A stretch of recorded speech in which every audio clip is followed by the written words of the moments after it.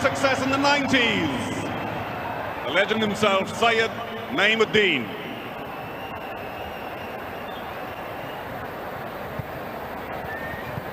Our next captain is a man they call the king of the penalty box. Ladies and gentlemen, do please applaud for Bhaskar Ganguly. He was India's captain for the 1982 Asian Games right here at this very stadium. One of India's greatest goalkeepers. He was known for his courage and amazing reflexes. Bhaskar Ganguly, ladies and gentlemen. Next up, the Wizard of Thrissur, I.M. Vijayan. One of India's most prolific strikers. He has scored 40 goals in 79 matches for India. From Kerala, the captain of the Indian team to the Asian Games in Bangkok, 19.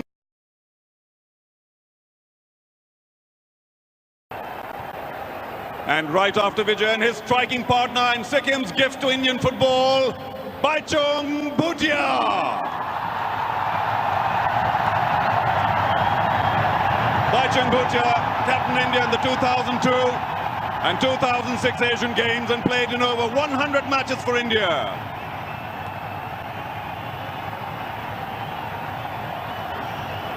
Baichung Bhutia. And now, ladies and gentlemen, a young star who captained the Indian team at the 2000 Asian Games, Joachim Abranches from Goa. Abranches is still an active footballer and plays around the country, showcasing his immense skills.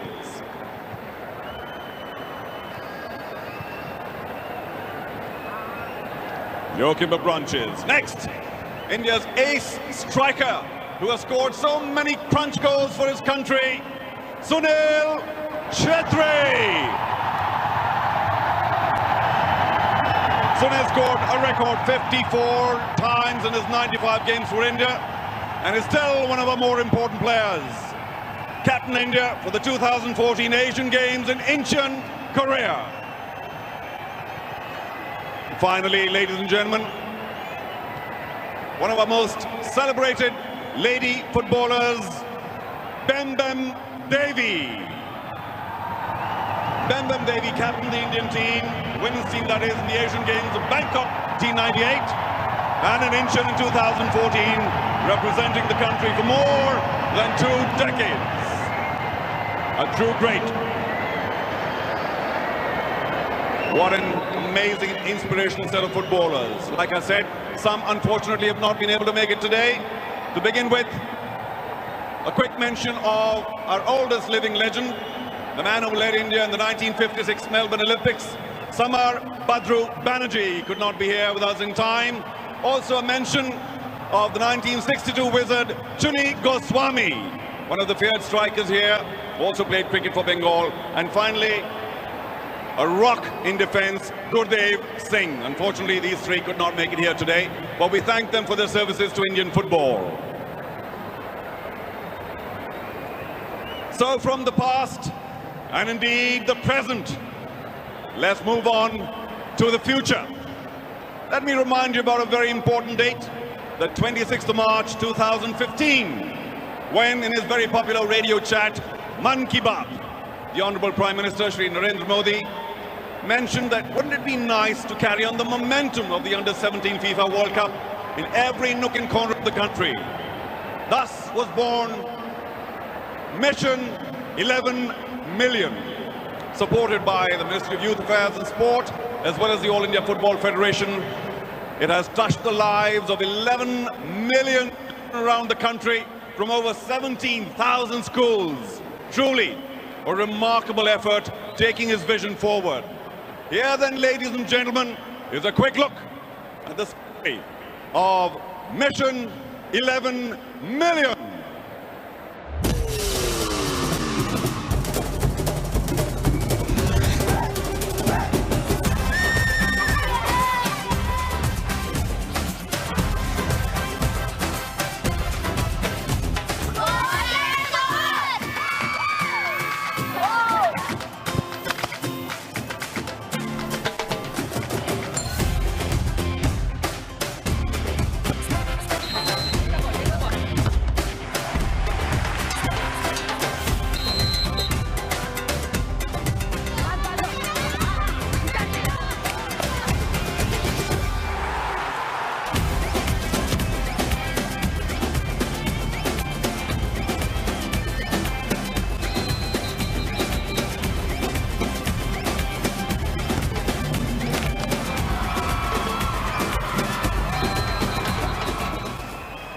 And now, ladies and gentlemen, time to meet the 11 special chosen boys and girls who represent, who symbolize Mission 11 Million. Let's get to our first million. Srijana Subba is 16 years old, and she did not allow her ill health or other hurdles to stop her football. She's come all the way from the Government Girls Senior School in Gangtok. Do put your hands together for these youngsters. They are the future of Indian football. Our second million is 15-year-old Babul Sandil. Community in Odisha, who has shown great talent at a very young age. Babul Sandil from the Government High School, IRC Village, Bhubaneswar. Let's get to trial number 3 million. Pulkit Jangir is a 14-year-old from Jaipur. He travels more than 40 kilometers every day to practice. His dream is to play for India one day, and he currently studies in the Government Adarsh Senior School, Bambori. Number 4 million and counting. Rafia Fatima is the first girl from a local community to take up football. She studies at the Maniwala Kannada Medium School in Bengaluru and wants to motivate more of her friends to play the beautiful game. We found our 5th million child from Lucknow, Uttar Pradesh. Kajal is from the Balika Vidyalaya Intermediate College in Motinagar.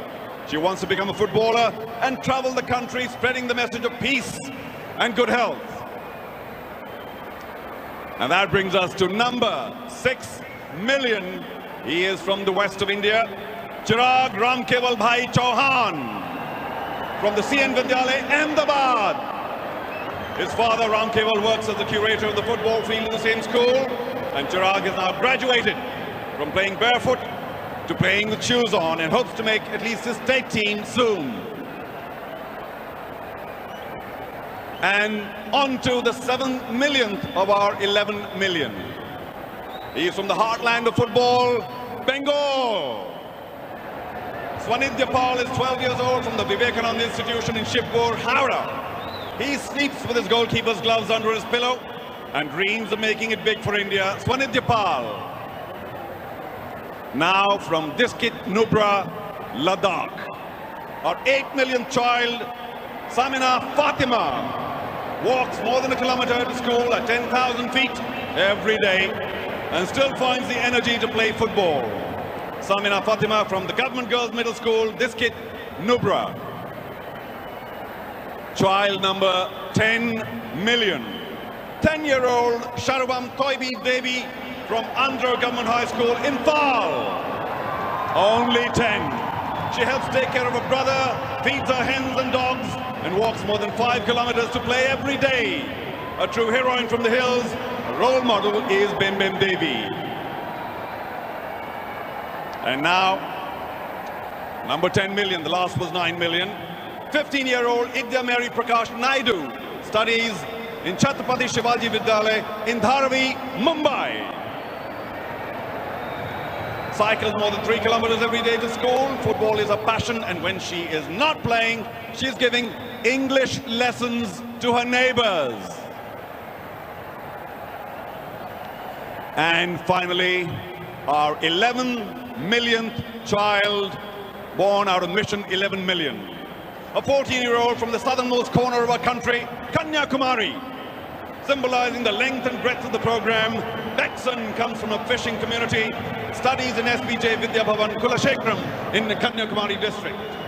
On behalf of all those who worked so hard and were part of Mission 11 Million, Bekson will now take the match ball from the Prime Minister to the ground for India's first ever FIFA match. Ladies and gentlemen, I've said it before, I'll say it again. History in the making. Thank you, Bekson.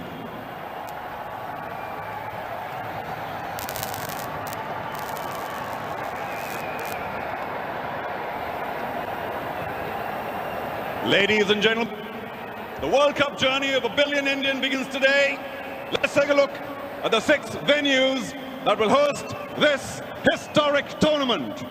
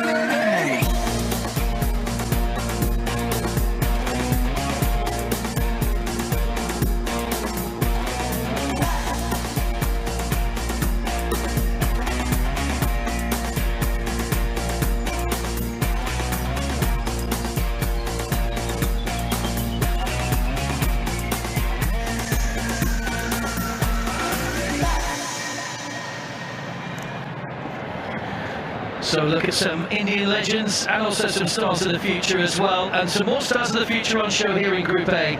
Ghana, India, USA and Colombia making up the group. Host India making their debut in FIFA competition and hopes of the nation on their shoulders. Colombia are making their 6th appearance in the finals.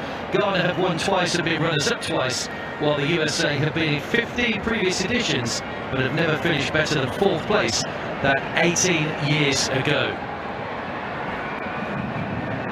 Well, as you can see, the stadium has filled up quite considerably since the end of the opening game. Everybody coming to see a historic moment for Indian football. We saw Sunil Chetri get an award a moment or so ago as one of the current crop of legends, and he's saying before this he'd love to have played in an Under-17 World Cup.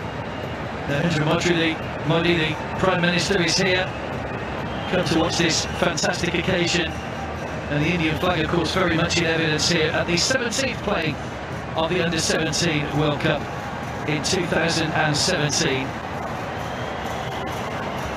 Plenty of matches going on over the next few days. 4 matches today, 4 matches in the group stages right through to the end of the group stage. And the Indians have come here in their numbers to witness this game. Very colourful, of course. It's a city that's torn between football and cricket. The Delhi Dynamos, of course, the local side in the Hero Indian Super League, which begins in a month or so's time from now, but the former Commonwealth Games Stadium. This stadium was built in 1982 for the Asian Games, and in 2010 the Commonwealth Games came here under this refurbed stadium, roof structure here, very similar to the Olympic Stadium in London. There are the Ghana players who were in action a little bit earlier on this evening against Colombia. It really is a fantastic arena, this, for football. The pitch in absolutely perfect condition. It's had a bit of a spruce up since the last competitive action here.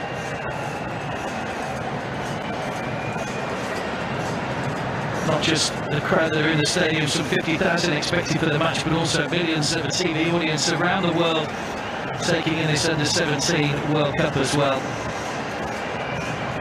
India bargained hard to get this competition, and there were 3 other nations they had to beat off to get here. Azerbaijan, the Republic of Ireland and Uzbekistan were also had bids submitted. 79 associations have taken part in under-17 World Cups.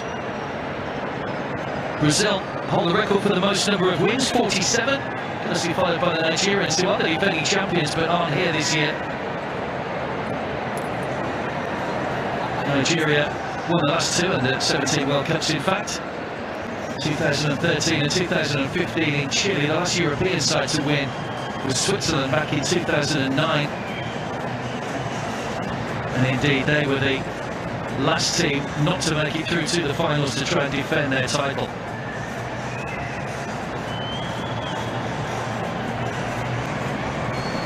Still very hot and humid here, the moon rising high above the stand on the far side.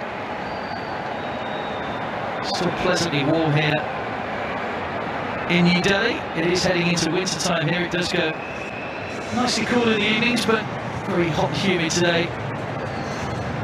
India, of course, won't be too fazed by the conditions. It might just sap the strength of the USA players as the time wears on.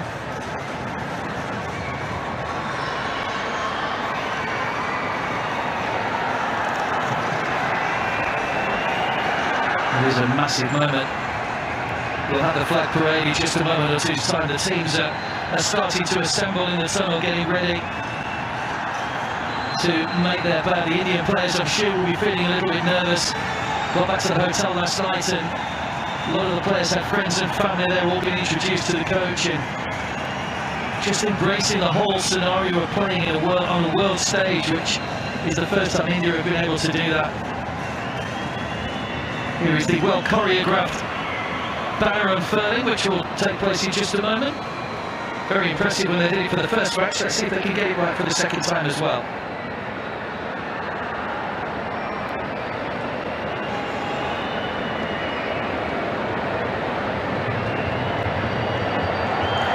There we go, perfectly done.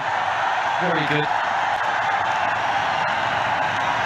I'm sure the Prime Minister's suitably impressed. Can his presence inspire India to what would be an unlikely victory without being cruel to the Indians? The USA have got a formidable forward lineup. They've got the great George Weah's son, Tim Weah, playing up front for them, along with Josh Sargent, who played in the Under-20 World Cup in South Korea a little earlier on this year and has just signed for Werder Bremen in Germany. There's the Indian coach, Portuguese Luis Norton de Matos.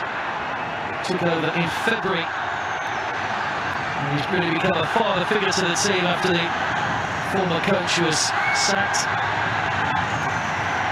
There's no competitive matches for India to play in the build-up to this, having qualified automatically as the host nation. So just some friendlies. They have played the USA 12 months ago.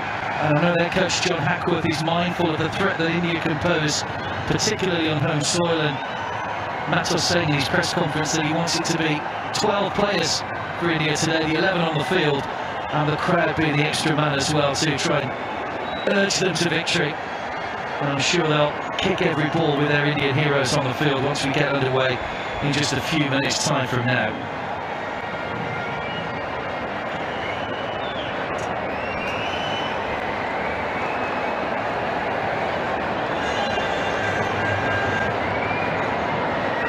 Good to see all age ranges here as well, young and old, men and women, young children here as well, who knows, could well be the future of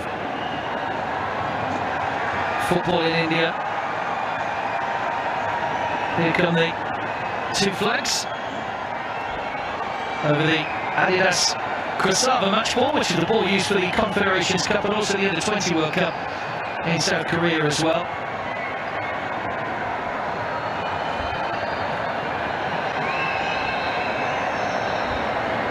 The traditional parade of flags, the FIFA flag, the FIFA Fair Play flag will follow behind, and then the flags of the 2 nations competing.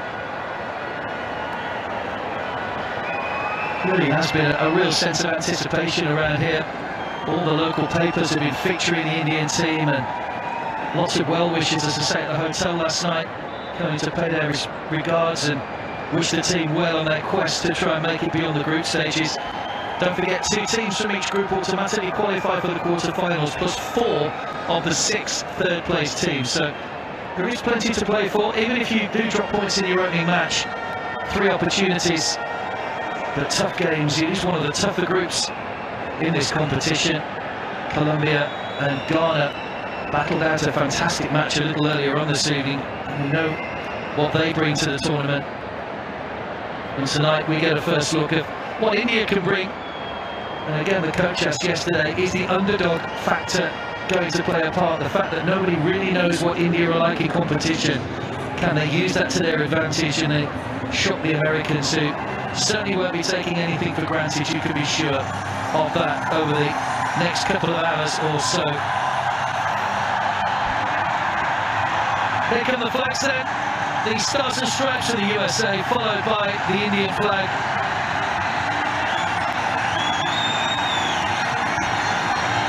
Fantastic atmosphere in this stadium now, and everybody just keen for the game to get underway, which we'll do in just a few moments' time.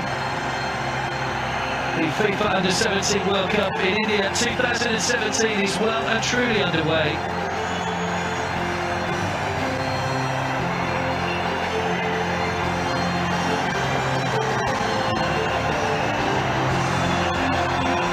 Of course, at the national anthems in just a moment, you'll hear the Stars and Stripes, the Star Spangled Banner, followed by what is sure to be a rousing and emotional version of the Indian national anthem.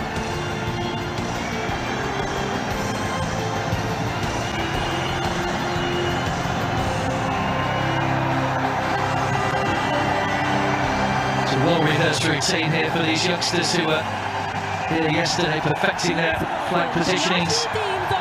The flags are out, and one thing remains is to introduce the 2 teams onto the field of play. India nearest the camera, the USA over on the far side. A massive moment for these young Indian players, playing in a World Cup for the very first time in the country's history. And just listen to the roar they get as they enter the stadium.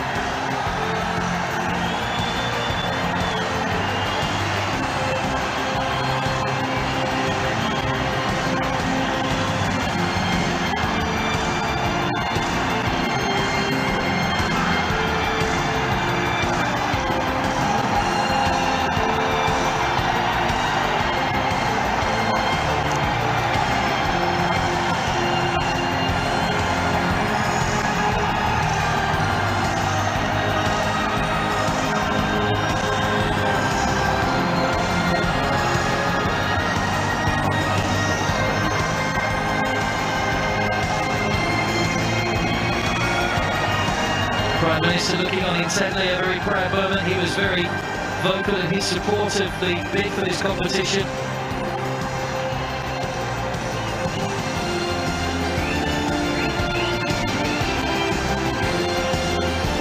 Teams lining up for the anthem then, despite the fact that India are first on the team sheet. It will be the USA anthem first. The host nation's anthem is always the second. It'll be the Star Spangled Banner, followed by that of India. Ladies and gentlemen, it's my privilege to request the Honourable Prime Minister of India, Shri Narendra Modi, along with the other dignitaries, to please be escorted down to the playing field to meet the 2 teams, India and the US of A.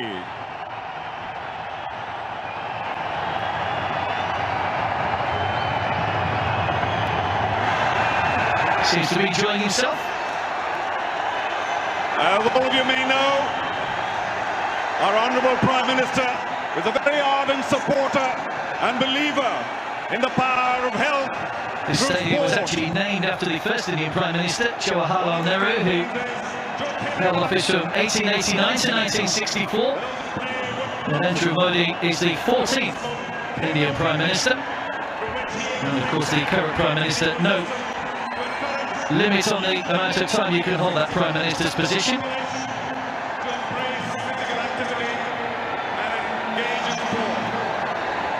Really good atmosphere here.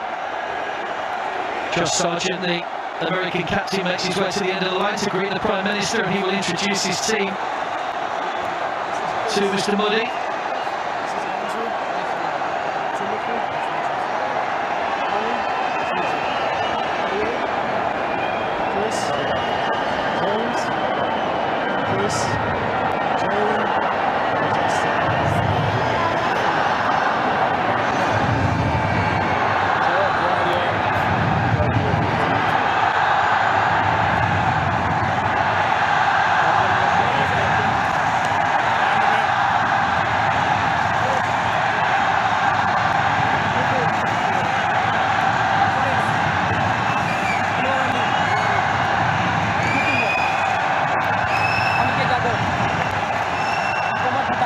So moving down the Indian line with their captain, Kiam Amajit, one of the key players in the midfield for the Indians this evening.